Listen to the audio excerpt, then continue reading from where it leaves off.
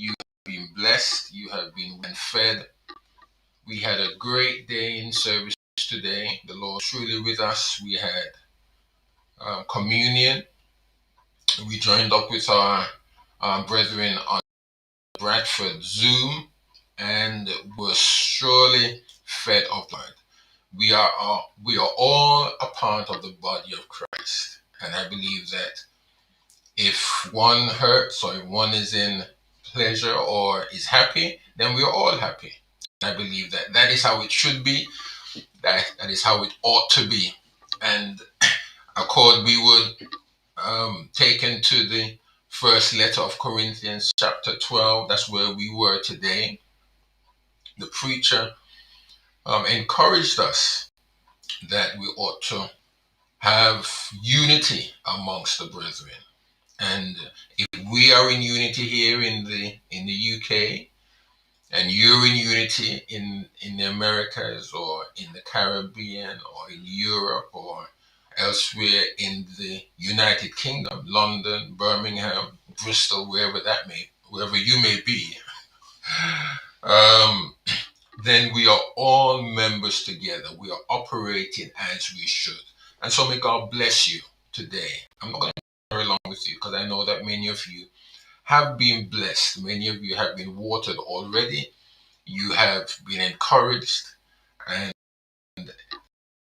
I may say today it ought to only be like a little side dish burrata as it is known amongst us, or it could be a little dessert for you.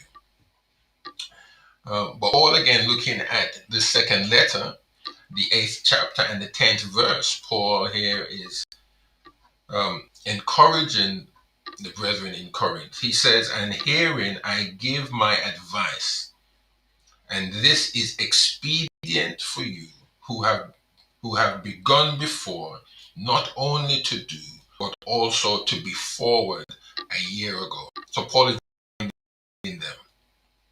Yes, here giving an advice.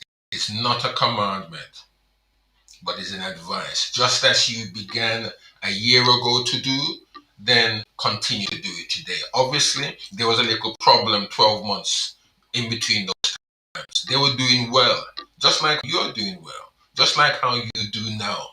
If you're struggling now, when you get through your struggles, then look back just before the struggles begun, how well you were doing, so that whenever you are able to do, then you pick up and you go forward. That is what it ought to be we ought to be doing all the way through. And that's what I want to leave with you today. As you have done before, pick it up. If you've put it down, continue doing, even if you haven't slackened your riding, let us say per se.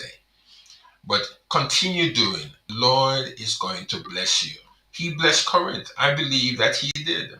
I believe that even though not much is said in many ways, but he blessed Corinth. Why? Because they picked up where they had stopped and begun to support the brethren in other areas of the world, in other areas of their world. They never had airplanes. I don't believe they didn't have probably large ocean liners like what we have today. So America was not in their minds. Just a few miles down the road, let us say a couple of days journey, there was some brethren there who were struggling, who were in poverty. Probably there was famine in the area. We don't know exactly what was happening in those areas in and around Corinth. However, there were other churches of God who were in dire need. And I believe, my friend, that is how we also ought to be. Stretching out our hands to help, even if we are in need, even if we need help ourselves. But I believe that if we stretch our hands in need to those who are in need, then God will bless us for that.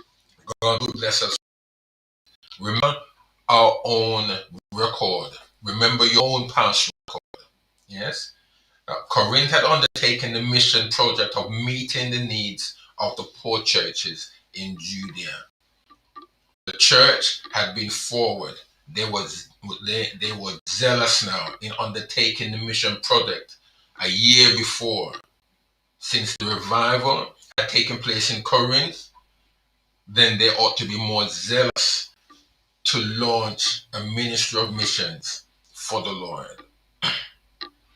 Remember, whatever you do at home or abroad, it's all a part of the mission program. Even if it's next door, even if it's across the road, whatever you do across the road is just as effective as if you did something in, say, in France or in Africa. Sometimes we stretch our hands so far away from us to some extent. We don't see the needs of the people around us, but we're doing great work in Africa.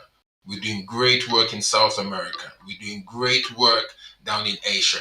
But the people around us, they don't hear us, they don't see us, they don't feel us, they don't feel us in the sense that we are touching them, but we are seeing far, far away. You're not seeing, some of us, we're not seeing what God is doing there. We're sending our monies there, we're sending our strength there, but we don't really know how it's being spent there.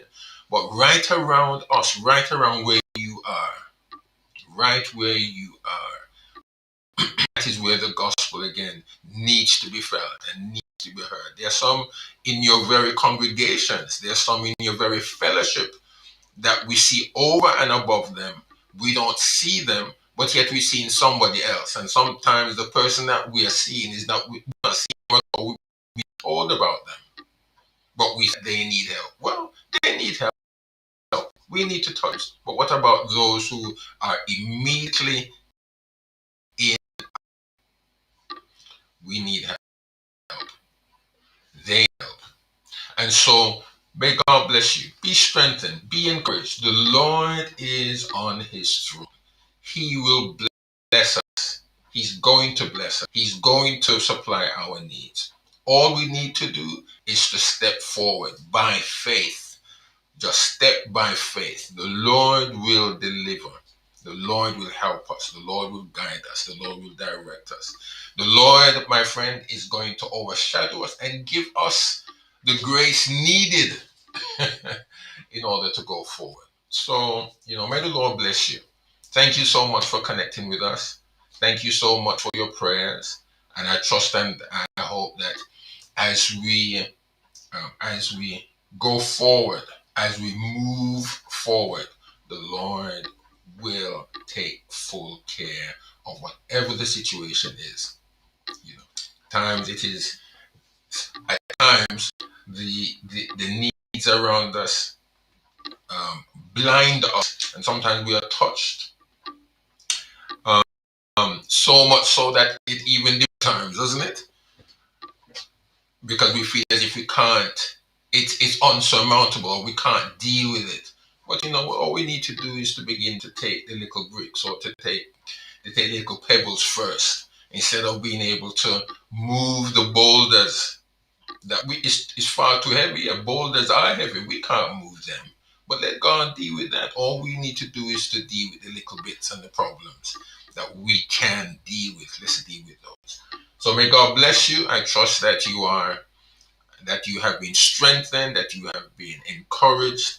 I trust that all is well with you and your family, your husbands, your wives, your children, your grandchildren, your cousins, uncles, aunts.